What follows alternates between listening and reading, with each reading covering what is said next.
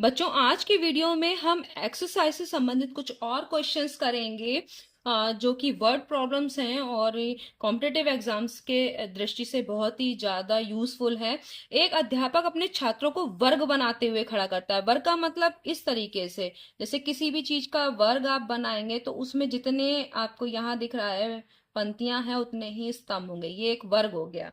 यदि प्रत्येक पंक्ति में 80 छात्र खड़े हैं और ऐसा करने में तो यानी 80 छात्र हैं और 80 ही पंक्तियां हैं, तभी तो वर्ग बनेगा। तो कुल कितने छात्र हो गए, है ना? जितने की पंक्ति में खड़े किए हैं, तो 80 गुणा 80 हो गए कि नहीं हो गए? 80 ही छात्र हैं, छात्र भी 80 और पंक्ति भी कितनी है? 80। तो अब कुल छात्र क्या हो गए? आप 8 अठाए 64 यानी 64 100 इतने हो गए और अंत में 20 छात्र बच गए।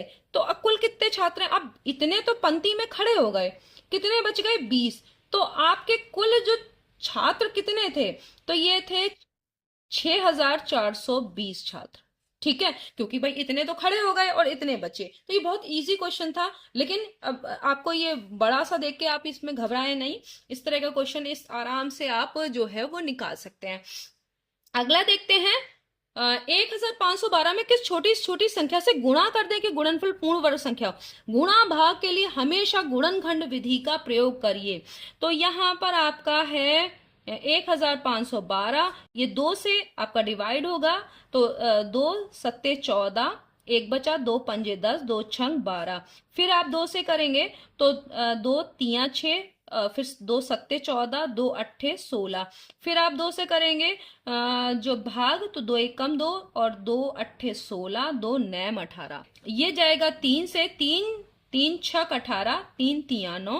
फिर 3 से जाएगा 3 दूनी 6, 3 एकम 3। और फिर आपका देखिए 3 सत्ते 21 हो रहा है कि नहीं?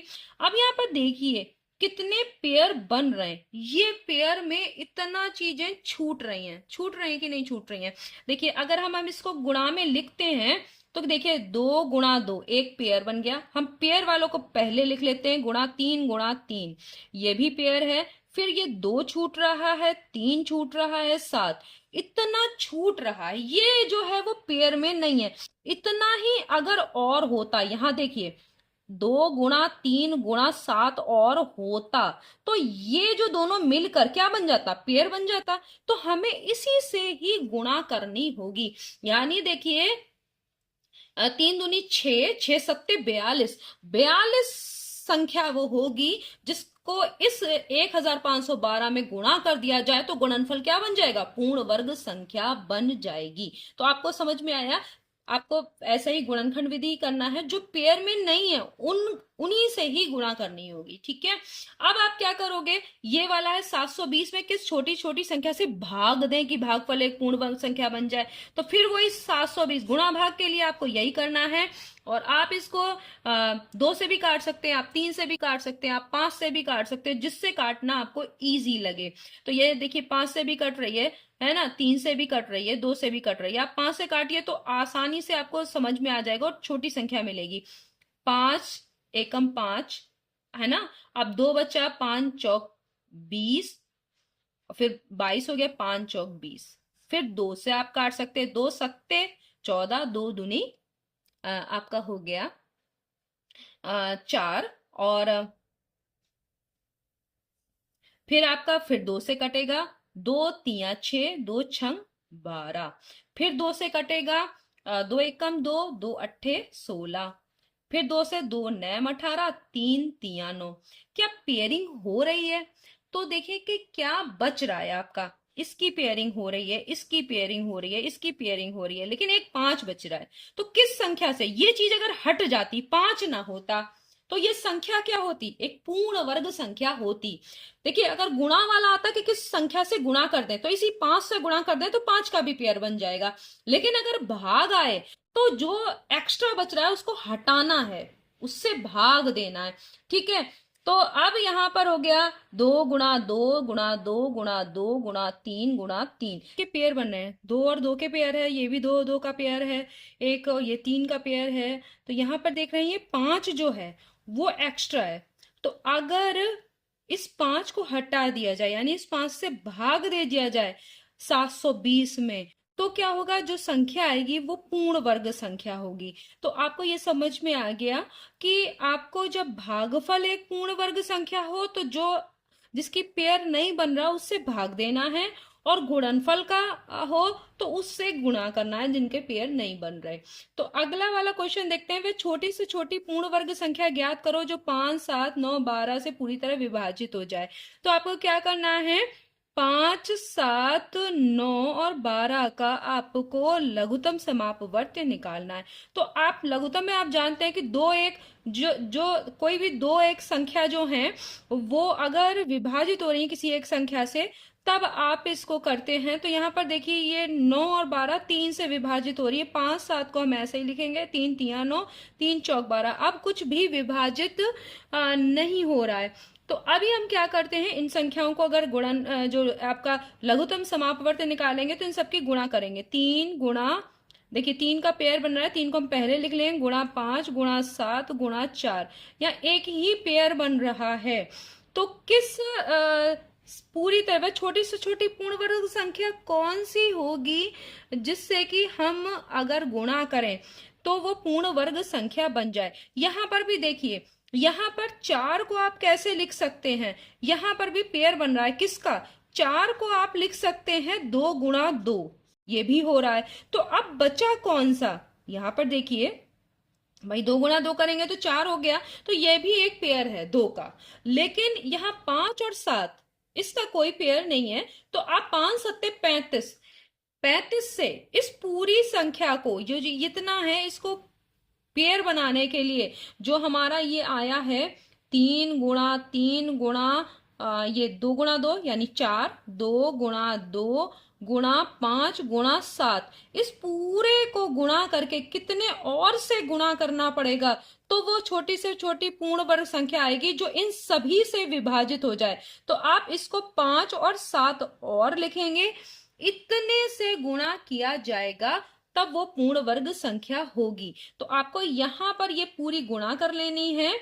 तो यहां करेंगे 3 तिया 9, 9 चौक, देखिए देखिए 3 तिया 9, 9 दूनी 18, 18 दूनी 36, 36, 36 और को आप 5 पचम 25 यहाँ पे आ गया।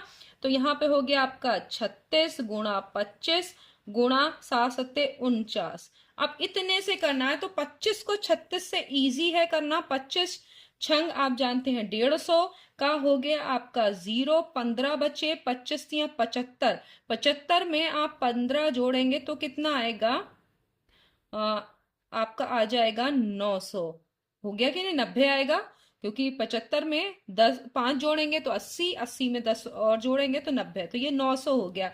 अब इसको 49 से, देखिए इसको ओरल हम लोग कर रहे हैं, वरना आपको इसको गुणा करने में दिक्कत होती है, तो कॉम्पिटेटिव एग्जाम हो तो अभी को इसी तरह ओरल ही करना है, तो अब आपको करना आसान हो जाएगा। 9 9 81 का 1, 8 बचा, 9 चौक 36, 36 में आप 8 जोड़ोगे तो आपका आ जाएगा 44। आपका ये आंसर हो गया। ये छोटी से छोटी पूर्ण वर्ग संख्या है जो इससे 5 से भी कट जाएगी, 7 से भी पूरी पूरी विभाजित होगी, 9 से भी होगी, 12 से भी होगी। तो आपको समझ में आया कि हमने करा क्या है। तो इस तरह के क्वेश्चन आएंगे तो आपको अब दिक्कत नहीं होगी।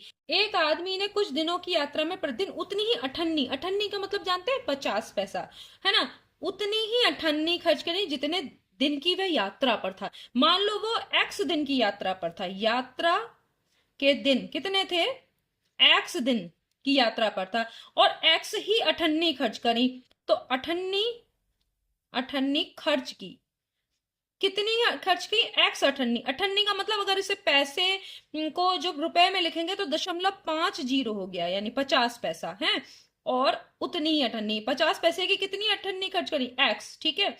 अब ये कुल मिला के कितना हुआ, जितने दिन की यात्रा गुणा जितनी अठन्नी खर्च करी, वो कितना है, कुल रुपए है 924 रुपए 50 पैसा, यानी 924.50। ये हो गया, ये दोनों बराबर है कि ना, क्योंकि यात्रा के दिन और हर दिन ही खर्च कर डाली, तो ये हो गया 0.50x स्क्वायर इक्वल टू, यानी 924.50। अब x स्क्वायर बराबर क्या हो जाएगा, 924.50 बटे 0.50।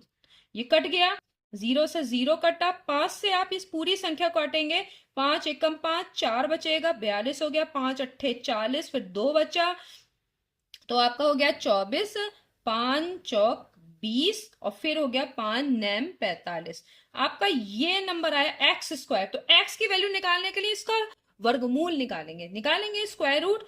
तो यहां पर हम इसको निकाल लेते हैं, यहाँ में आ जाएगा आपका एक्स की वैल्यू, एक्स बराबर क्या हो जाएगा, रूट 1849, यानी 1849, रूट यानी वर्गमूल 1849 एक्स की वैल्यू है। तो अब वर्गमूल निकालेंगे, तो यहाँ पर ये देख रहे हैं दोनों पेयर बन रहे हैं, 4 चौक 16 तक ही आपका जाएगा, 4 चौक 16 करेंगे, और यहाँ पर 4 आपका ऐड हो जाएगा, तो क्या बचेगा 8, और इसको ऐसे कर लेते हैं, और यहाँ पर बचा आपका 2, ये 49 आपने कर लिया, 8 तिया 24, देखिए 8 तिया 24, 3 तिया 9, और 8 तिया 24, पूरा पूरा कट रहा है।